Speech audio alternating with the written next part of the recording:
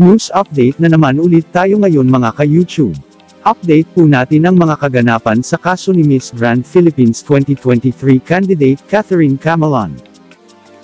Umaabot na sa halagang 250,000 piso ang pabuya sa makapagbibigay ng totoong impormasyon ukol sa kinaroroonan ng beauty queen Catherine Camelon.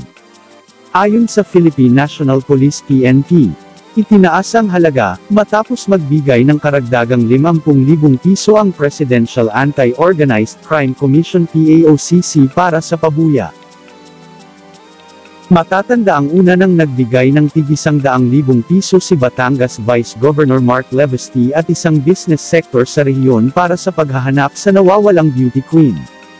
Batay sa mga CCTV footage na nakuha noong gabi ng October 12, nakita ang sinasakyan ni Catherine na dumaan sa ilang bayan ng Batangas.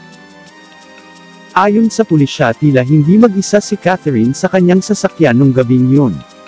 Isang person of interest ang tinukoy ng mga pulis at patuloy ang investigasyon para kolektahin ang higit pang impormasyon sa nasabing individual. Sinabi ni Police Brigadier General Paul Kenneth Tuhay Lucas, hepe ng Police Regional Office, na malaki ang kanilang paniniwala na buhay pa ang naturang beauty queen.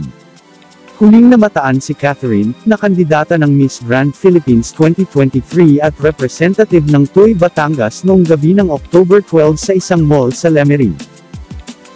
Maaari pong makipag-ugnayan sa kapulisan ng sinumang may alam o impormasyon sa pagkawala at sa kinaroroonan ng beauty queen, pwedeng mag-text o tumawag sa numerong ito.